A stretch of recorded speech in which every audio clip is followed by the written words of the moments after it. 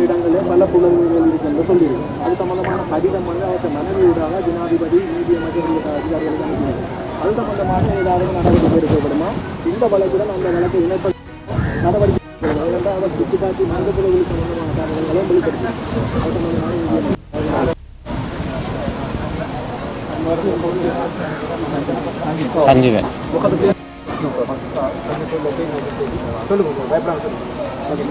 திருக்காந்தி வழக்கில்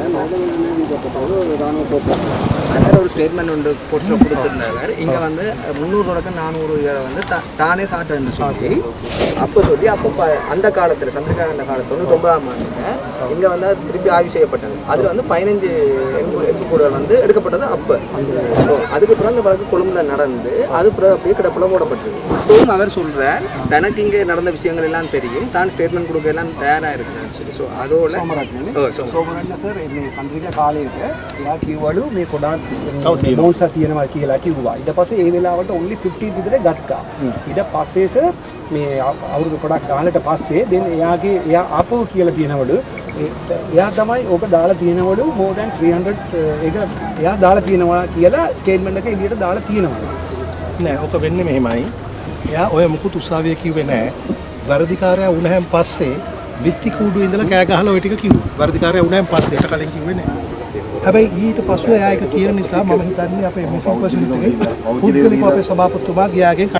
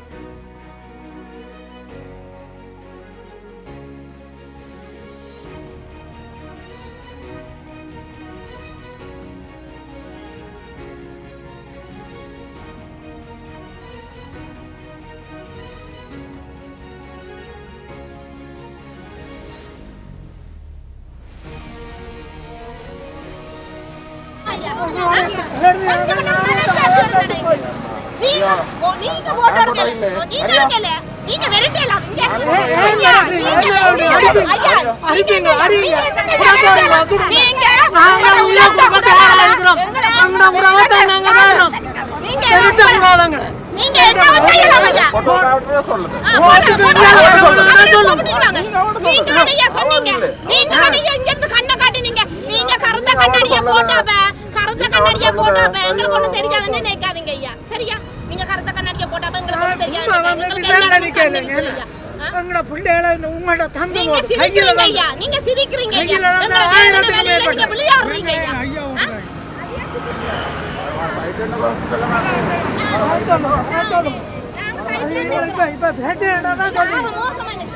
நாங்கள் எங்க வரலான்னு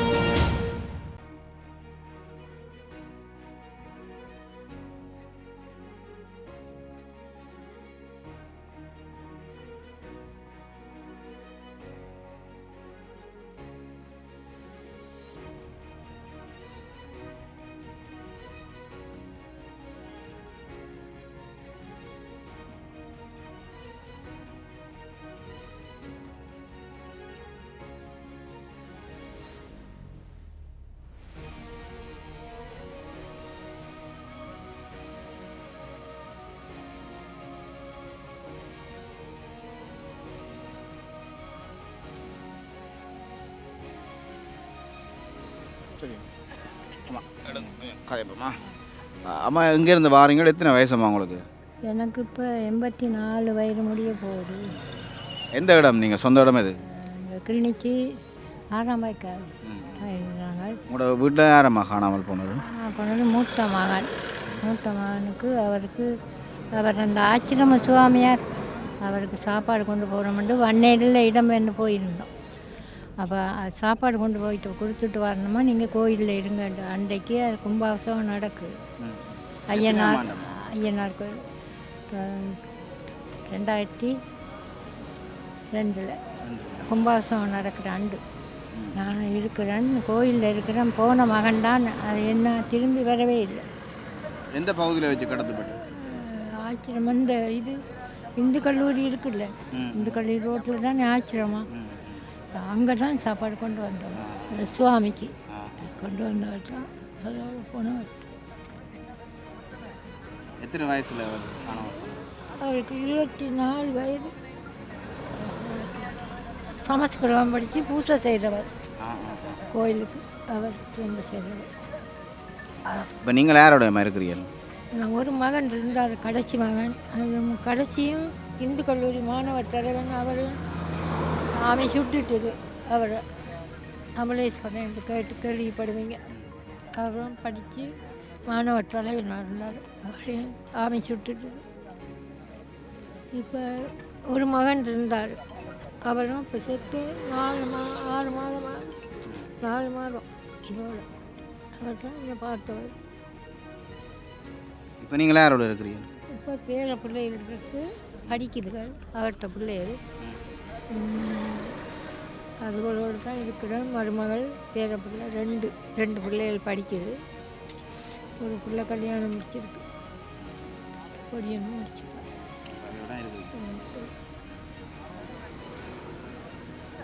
கடைசி பிள்ளை படிக்கிறான், படிச்சு கொண்டு. உங்களுக்கு அம்மா இப்போ 80க்கு மேலே வயசு. இப்போ உங்களோட மகன்ட அந்த காணாமல் போன விஷயம் சம்பந்தமாக உங்களுக்கு பிறகு இந்த விஷயம் எப்படி அம்மா இருக்குன்னு நினைக்கிறீங்க நீங்கள்? எனக்கு அது என்ன இந்த சாமான் கொடுப்பாங்க, மற்றபடி காசா அதான் உண்டு, உதவி ஒன்றும் கிடைக்கல. அவ்வளோதான். இப்போ எத்தனையோ வருஷமாக உங்களோட குடும்பத்தை சேர்ந்தாக்கள் தொடர்ந்தும் இந்த காணாமல் போன விஷயம் சம்பந்தமாக கதைக்கிறதுக்கு இருக்கணுமா உங்களுக்கு பிறகு? இல்லை, என்னன்னு எனக்கு தெரியாது. அதுகள் கதைக்கிறதோ என்னமோ தெரியாது. நீங்கள் இப்போ உயிரோடு இருக்க மட்டும் இந்த விஷயத்தை கதைக்கிறீங்க, வெளிப்படுத்த நினைக்கிறீங்களா? அதுக்கு பிறகு எனக்கு தெரியாது என்னன்னு.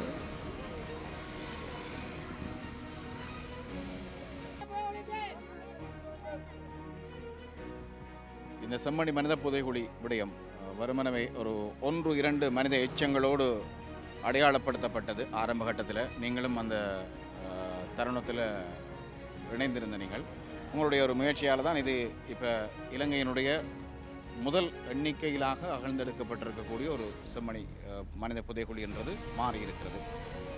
இந்த அடுத்த கட்டம் அகழ்வு பணி இப்போ நடந்து கொண்டிருக்குது. அதுவும் வெகு நாட்களாக நடந்து அதனுடைய முடிவுகள் வந்திருக்கிறது. இலங்கையில் மிக அதிகளவான எலும்புக்கூடுகளை அகழ்ந்தெடுக்கப்பட்ட ஒரு புதைகுழி இதுதான் என்று சொல்லி இந்த தருணங்களை நீங்கள் எப்படி பார்க்குறீங்க? இல்லை, அன்றே நாங்கள் இதனை ஊகித்திருந்தேன். ஏனென்றால் 96ஆம் ஆண்டு இங்கே நடைபெற்ற இந்த கைதிகளின் பின் காணாமல் போதல் என்பது கிருஷாந்தியினுடைய படுகொலையின் பின்னர் 98ஆம் ஆண்டு ஜூலை மாதம் அவருடைய வாக்குமூலத்தில் மிகவும் தெளிவாக கூறியிருந்தார்.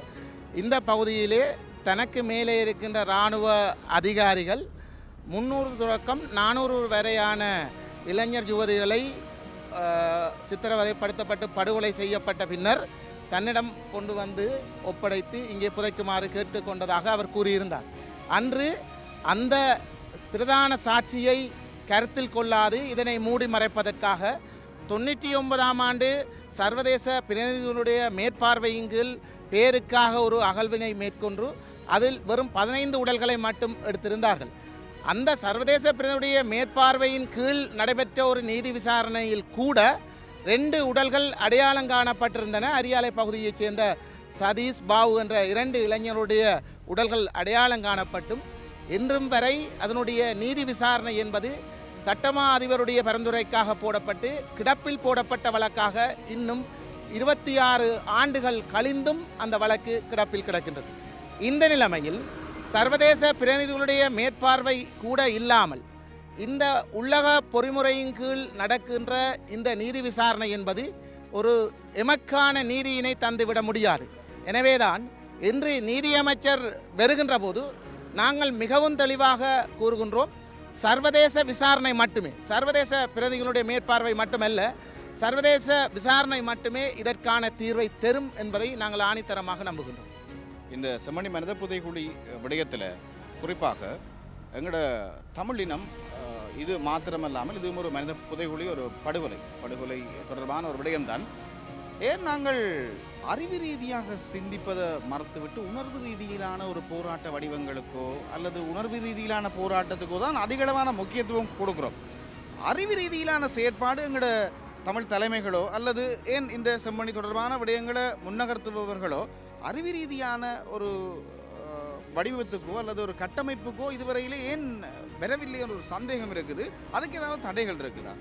நிச்சயமாக இங்கே இருக்கின்ற சட்டங்களும் அரச இயந்திரத்தினுடைய திணைக்களங்களும், குறிப்பாக போலீஸ் திணைக்களமாக இருக்கலாம் அல்லது புலனாய்வுத்துறையினுடைய திணைக்களமாக இருக்கலாம், அச்சுறுத்தல்களும் தான் மிக பிரதான காரணம்.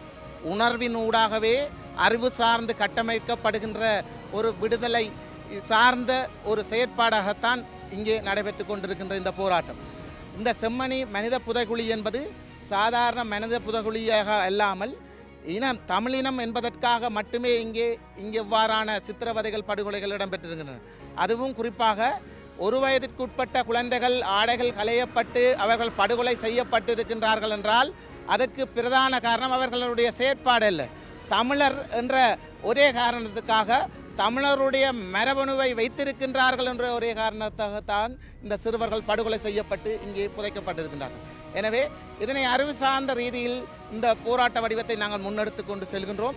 அது உணர்வுபூர்வமானதாகத்தான் நிச்சயமாக இருக்கும். ஏனென்றால் இந்த உயிர்களை பறிகொடுத்தவர்கள் இன்றும் வரை 30 வருடங்களுக்கு மேலாக தங்களுடைய உறவுகளுக்கு என்ன நடந்தது என்று தெரியாமல் நித்தம் சித்திரவதைகளையும் பல துன்பங்களையும் அனுபவித்துக் கொண்டு வருகின்றார்கள். எனவே இந்த விடயத்தில் மிகவும் ஆழமாக அனைத்து மக்களும் உணர்வுபூர்வமாக இருக்கின்றார்கள். நிச்சயமாக இதை நாங்கள் இதற்கான ஒரு நீதி விசாரணை, நீதி கிடைக்கும் வரை இந்த அறிவு சார்ந்த நீதி போராட்டம் தொடரும். அதற்கு அனைத்து மக்களும் ஒன்று திரள்வார்கள் என நம்புகின்றோம். இந்த செம்மணி மனித புதைகுழி இதை வழக்கில், குறிப்பாக இந்த அகழ்வு பணியில் 100க்கும் மேற்பட்ட சான்று பொருட்கள் அடையாளப்படுத்தப்பட்டிருப்பதாக சொல்லியிருக்கிறார்கள். கடந்த முறை கூட நீதிமன்றம் இந்த சான்று பொருட்களை மக்கள் அடையாளப்படுத்துகின்ற முகமாக ஒரு விடயத்தை செய்திருந்தது. பொதுவெளியில் குறிப்பிட்ட நபர்கள் வந்து அதை பார்வையிடலாம், அதாவது காணாமல் போனவர்களோடு தொடர்பட்டவர்களுக்கு முன்னுரிமை அளிக்கப்பட்டு அதை பார்வையிடுவதற்கான சந்தர்ப்பம் கிடைத்தது. இப்போது மீண்டும் இந்த அகழ்வு பணிகள், இந்த அடுத்த கட்ட அகழ்வு பணிகள் நிறைவு அடைந்த பிறகு இந்த சான்று பொருட்களை அடையாளப்படுத்துகின்ற பணிகள் இடம்பெறுகின்ற பட்சத்தில் இன்னும் அதை மக்கள் அதிகளவாக பார்வையிடக்கூடியதாகவோ அல்லது அதற்கான அடையாளப்படுத்தல்களை மக்கள் தெளிவாக செய்யக்கூடிய வசதி வாய்ப்புகளை செய்து கொடுத்தால் நல்லம் என்று சொல்லி மக்கள் பொதுவெளியில் பேசுகின்றார்கள். இது பற்றி நீங்கள் என்ன நினைக்கிறீங்க? சென்ற ஆண்டு கிட்டத்தட்ட 55க்கும் மேற்பட்ட இவ்வாறான உடைமைகள் இங்கே பார்வைக்காக வைத்திருக்கப்பட்டது.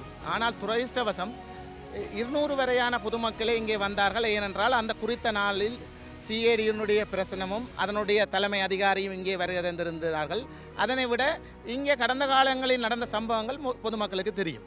அதன் அடிப்படையில் தான் அதனை சரியான முறையில் அடையாளப்படுத்தவில்லை. அதனுடைய தொடர் அறிக்கைகள் கூட இன்னும் நீதிமன்றத்துக்கு அவர்கள் சமர்ப்பிக்கப்படவில்லை. இது நீதி விசாரணைக்கு இருப்பதனால் என்னுடைய கருத்துக்கள் கூறுவது மிகவும் சிரமம். இருந்த போதிலும் சில உண்மைகளை நான் கூற வேண்டும். அதாவது இவற்றை இன்னும் ஒரு காலப்பகுதியில் அது ஒரு சமூக வலைத்தளங்களூடாகவோ அல்லது ஒரு இதனூடாகவோ அதனை நாங்கள் வெளிப்படுத்த வேண்டிய கடமை நீதிமன்றத்துக்கு இருக்கின்றது.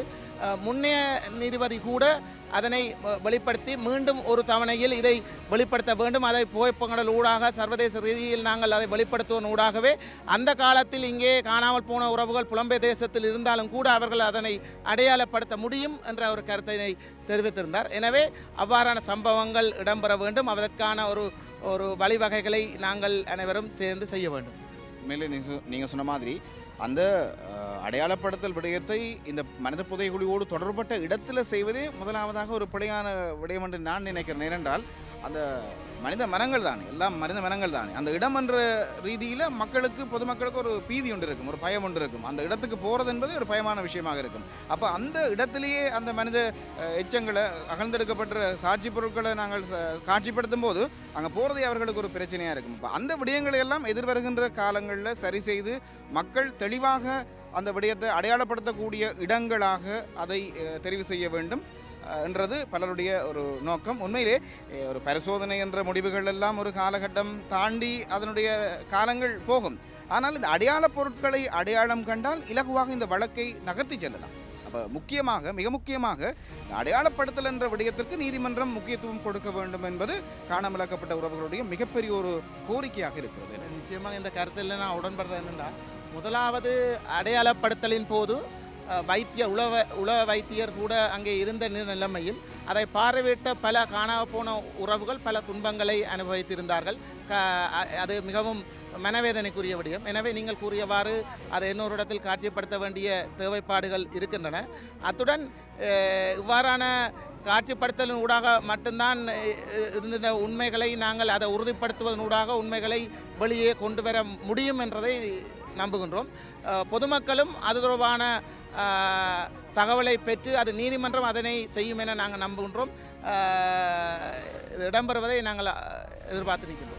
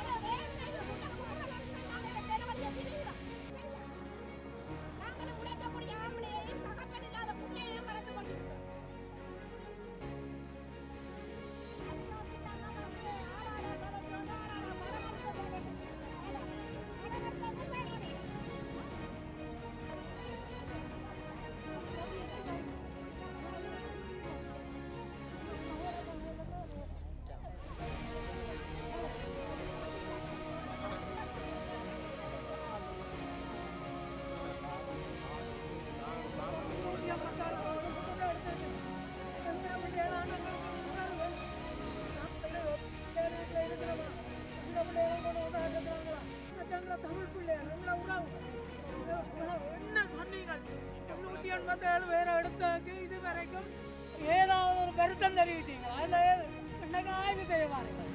ஆய்வு செய்ய வாரங்க என்ன சொல்றீங்க? என்ன சொல்லி போட்டு வாருங்கள். மரண சர்டிஃபிகேட் கொடுப்போம், நிவாரணம் இழப்பீடு கொடுப்போம்னு சொல்லி போட்டு தான் நீங்க வாருங்கள்.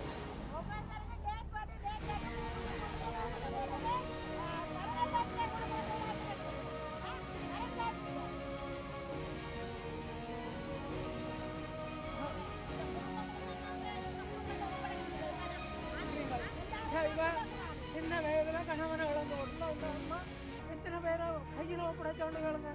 ஒவ்வொருவருக்கும் இந்த இதுல துன்பம் இருக்கு. நான் சும்மா வந்து நிற்கிறேன்.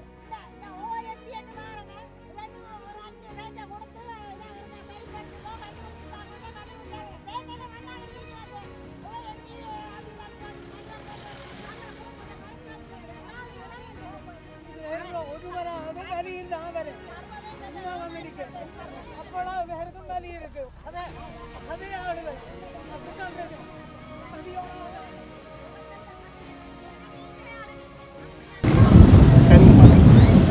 ඉදිරියේ විමර්ශනය කරන ඕනෑම අපරාධයකට දඩුවම් දෙන්න මේ රටේ නීති ප්‍රමාණයි. මේ අනුව பழைய செம்மணி வழக்கு வந்து கிடப்பில் போடப்பட்டிருக்கணும். அதில் கைது செய்யப்பட்ட சந்தேகநபர்கள் அப்படியே அந்த வழக்கு கிடப்பில் இருக்கிறது. அந்த வழக்கை திருப்பி எடுத்து அரசாங்கம் ஏதாவது மேலே கொண்டு வரக்கூடிய நடவடிக்கை இருக்கும்.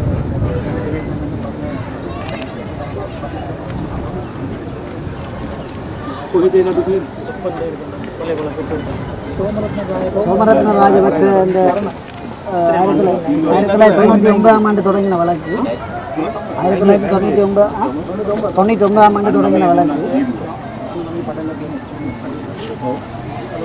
அந்த வழக்கு தொடர்ந்து நடந்து வந்தது. பிறகு இது கிடப்பில் இருக்கு. නඩු අංක මොනවද? திரிசாந்தி வழக்கு எடுக்கப்பட்டு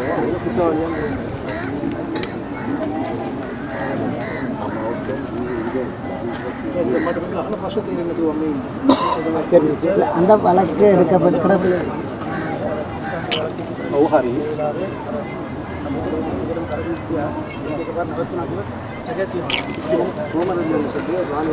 ராணுவ அதிகாரி வாக்குமூலம் இருக்கு.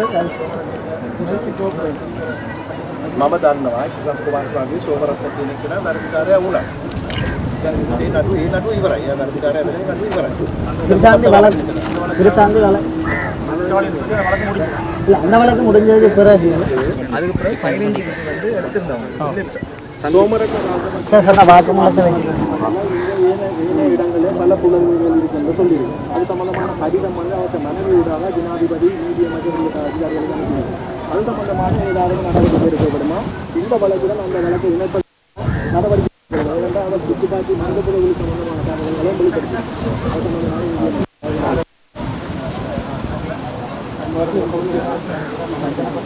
சஞ்சீவன்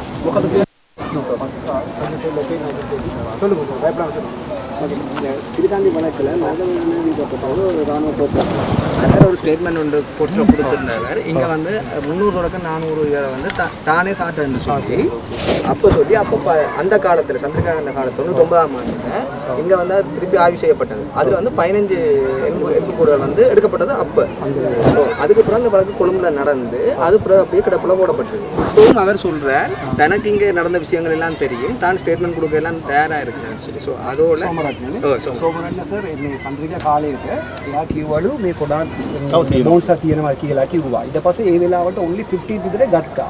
ඊට පස්සේ සර් මේ අවුරුදු ගොඩක් ගානට පස්සේ දැන් එයා ආපහු කියලා තියෙනවලු එයා තමයි ඕක දාලා තියෙනවලු more than 300 ඒක එයා දාලා තියෙනවා කියලා ස්ටේට්මන්ට් එක එළියට දාලා තියෙනවා. නෑ, ඕක වෙන්නේ මෙහෙමයි. එයා ඔය මුකුත් උසාවිය කිව්වේ නෑ. වර්ධිකාරයා වුණාන් පස්සේ විත්ති කූඩුවේ ඉඳලා කෑ ගහලා ඔය ටික කිව්වා. වර්ධිකාරයා වුණාන් පස්සේ ඊට කලින් කිව්වේ නෑ. හැබැයි ඊට පස්සේ එයා ඒක කියන නිසා මම හිතන්නේ අපේ මිසින් ප්‍රසිද්ධ එකේ පුද්ගලිකව අපේ සභාපතිතුමා ගියාගෙන් කට උත්තරයක් ගන්න. හරිද? තව මොනවද අපිට කියන්න පුළුවන් දේවල් තියෙන්නේ කියලා. නමුත් එයා කට උත්තරයක් දෙන්නේ නෑ. එයා කියන්නේ සර් එයාට නිදහස දීලා එළියට දාන්න ඊට පස්සේ එයා කියන්නම්. රටේ නීති රණුවේම කරන්න බෑ. ඔව් එයා කියන්නේ මම ගියේ නෑ. සභාපතිතුමා කට උත්තරයක් ගන්න කට උත්තරේ දුන්නේ නෑ. සභාපතිතුමා කියන්නේ එයා කියලා තියෙනවා යාට ජනාධිපති සභාව දිලා එළියට දාන්න කියලා. එහෙම නිසා එළියට දාන්න කියලා. ඊට පස්සුව ඔබතුමාමනේ ගියේ? මම ගියේ. එතුමාමයි ගියේ. ඊට පස්සේ කියන්නම් කියලා තියෙනවා. ඇත්තට කියන්න ඕන මිනිස්සුන්ට ඔය තරම් දෙයක් අවශ්‍ය නැහැ අපිට කිව්වොත් අපි හොයනවනේ. ඉතින් ඒක නිසා ඇත්තද බොරුද කියලා අපි වෙනම බලමු. தலைவரை சந்திச்சாராம் அவர் சொன்னாராம் தன்னை வெளியில் ஒன்றும் நீங்கள் சொல்கிறோன்னு சொல்லலையாம் ஆனால் தனக்கு சந்தேகம் இருக்குன்னு சொல்லி தன்னை விடுதலை செய்த பிறகு சொல்கிறேன்னு சொல்லிக்காராம். அது அப்படி வர்றதுக்கு சட்டத்தில் இடம் இல்லைன்னு சொல்கிறாரு. ஸ்டேட்மெண்ட் வந்து கோர்ட்ஸில் வந்து அந்த ஸ்டேட்மெண்ட் தான் அது அந்த வழக்கு இந்த வழக்கு OMDயை மூடினா இதை செய்து கொண்டு போகிறதுக்கு ஒரு வழி ඒ වගේම OMP එක වහන්න මට හේතුවක්. අපේ කට්ටිය වංචනික වැඩ කරා වරදක් කරා කියලා මට කියන්න පෙන්නන්න අපි ඒක බලමු. හැබැයි ඒගොල්ලන්ට විරෝධතා දක්වන්න සම්පූර්ණ අයිතිය තියෙනවා.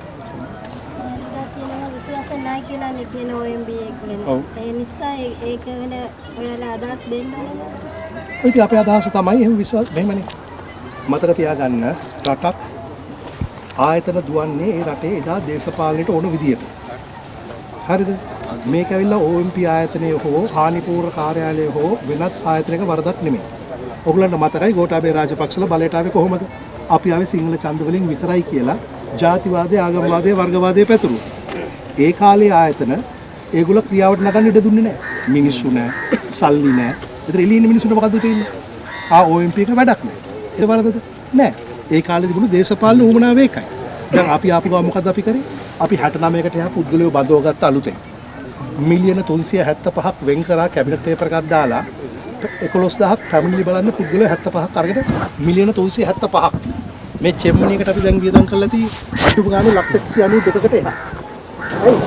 අපේ ආණ්ඩුවට බලය දෙන්න උතුරේ මිනිස්සුත් මහන්සියලා වැඩ කරා. නැගෙනහිර මිනිස්සුත් වැඩ කරා.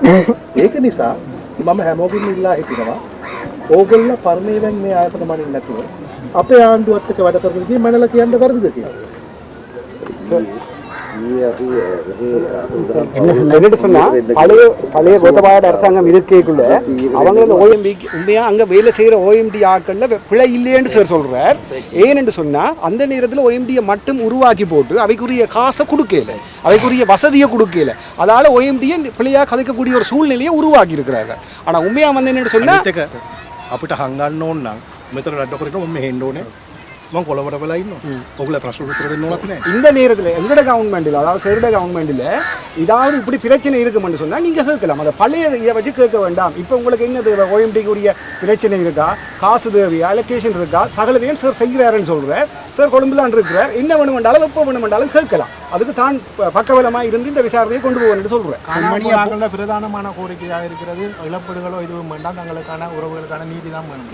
அந்த விஷயத்தில் நீதி அமைச்சர் எவ்வாறு சொல்றார்? Sir, they are telling that people are requesting, they don't want money or anything, they want only for a justice. What about you are telling about that? That is justice is what we want to give. යුක්තිය තමයි අපිට දෙන්න ඕනේ. යුක්තිය දෙන්න පරීක්ෂණ කරන්න ඕනේ නැද්ද? මං කාවදදකට කියලා හිරේ දාන්න මට එහෙම පුළුවන්ද? මෙච්චර වියදම් කරගෙන මහන්සි වෙලා පරීක්ෂණ කරන්නේ යුක්තිය ඉෂ්ට කරන්න අවශ්‍යද? தான் தந்த நீதியை கட்டாயம் நிலைநாட்டுவேன் சொல்றேன். தான் அந்த நீதியை கட்டாயம் நிலைநாட்டுவேன். ஆனால் என்ன பிரச்சனைண்டா எல்லாரையும் பிடிச்சு கொண்டு ஜெயிலுக்குள்ள போடுறதால இதை செய்ய இயலாது. அவள் தான் கட்டாயம் இதுக்குரிய நடவடிக்கை எல்லாத்தையும் எடுத்து அதுக்குரிய நீதியை தான் நிச்சயமாக நிலைநாட்டுவேன் என்று சொல்கிறேன்.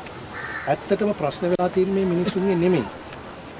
උතුරේ අවුරුදු 30ක් පරණ දේශපාලන ස්ක්‍රිප්ට් එකක් තියෙනවා සමහර දේශපාලකයන්. ඒ ස්ක්‍රිප්ට් එක තමයි සිංහල ආණ්ඩුව මහ නරක මිනිස්සු දෙවල මිනිහට හානි කරනවා කියලා කතාවක් ගොඩනගන්න ඕන. හැබැයි ඒගොල්ලන්ට දැන් මේ ස්ක්‍රිප්ට් එක වෙනස් කරන කාලේ හරි. එතකොට මේ කෙම්මනි ආපහු හාරලා පටන් ගන්නේ කවුද? අපේ ආණ්ඩුව. 99 ඉඳලා මේක දන්නවනම් 2025 වෙනකම්. sorry 2024 වෙනකම්. ඒක ආණ්ඩුවක්වත් කරේ නැත්තේ. ඉතින් දෙකම ආණ්ඩුව අපි මිනිසුන්ට උදව් කරන්න හදනවා. මෙහි ඉන්න සමහර දෙමළ දේශපාලකයෝ මේ මිනිසුන්ට හානි කරන්න බලනවා. අපිට මේ ජනතාව බේරගන්න වෙන්නේ මෙහි ඉන්න සමහර අවස්ථාවදී බලලෝක දේශපාලකයෝ මිනිස්සුන්ට වෙන හතුරෙක් වෙන කොහෙවත් නැහැ. சார் சொல்கிறார் என்னென்னா தங்களோட கவர்மெண்ட்ல எந்த ஒரு பிரச்சனையும் இல்லாமல் தாங்கள் இதை முன்னெடுப்போம் என்று சொல்லுவோம். பழைய கவர்மெண்ட் வந்து தமிழ்நாட்டில் கூடாவே செய்கிற மாதிரி தான் இருந்து கொண்டிருந்தது. ஆனால் இந்த முறை ஏர்லியர் டேஸில் வந்து ஒருத்தருமே அப்படி செய்யலை. தங்களோட கவர்மெண்ட் அதை நிச்சயமாக செய்யும் என்று சொல்கிறேன். அதில் வந்து இந்த வித டவுட்டும் நீங்கள் பட தேவையில்லைன்னு சொல்கிறேன். அதாவது வந்து நீங்கள் என்ன தேவையோ இது ஒன்றுமே நேராக கேட்டுக்கொள்ளலாம். அது கட்டாயம் மற்றது ஒரு பரீட்சையோ இன்னும் இதை டெஸ்டிங் செய்யாமல் நாங்கள் ஒன்றுமே செய்யலாம். என்ன நீதி நிலைநாட்டப்படுமோ அந்த நீதி நிச்சயமாக நிலைநாட்டப்படும். இப்போ உங்களுக்கு நடக்கிற பிரச்சனை தெரியும், கொழும்பில் நடக்கிற பிரச்சனை தெரியும். ஈவன் சிங்களாக்கள் பிள்ளை விட்டுருந்தாலும் பிள்ளை தான் போகத்தான் வேணும். அதுக்காக எல்லாரையும் பிடிச்சி உள்ளுக்குள்ளே போட இல்லாது கொஞ்சம் கொஞ்சமாக உலகிலேயும் நீதி கட்டாயம் நிலைநாட்டப்படும். நீங்கள் எல்லாரும் இருந்து பார்க்க தான் போகிறீங்க. யாழ்ப்பாணம் இராணுவத்தின் கட்டுப்பாட்டில் இருப்பது தான் இந்த செம்மணி பகுதியில் இந்த சம்பவம் நடந்ததாக வந்து இந்த பகுதி மக்கள் இப்போ நம்பியது. இப்போவும் இந்த அப்போது இந்த இராணுவ அதிகாரி இந்த இராணுவ உயர்ந்தவர்களில் இப்போவும் தகவல்கள் இருக்கிறது. அவர்கள் தொடர்பான விசாரணைகள் நடத்தப்படுகிறது.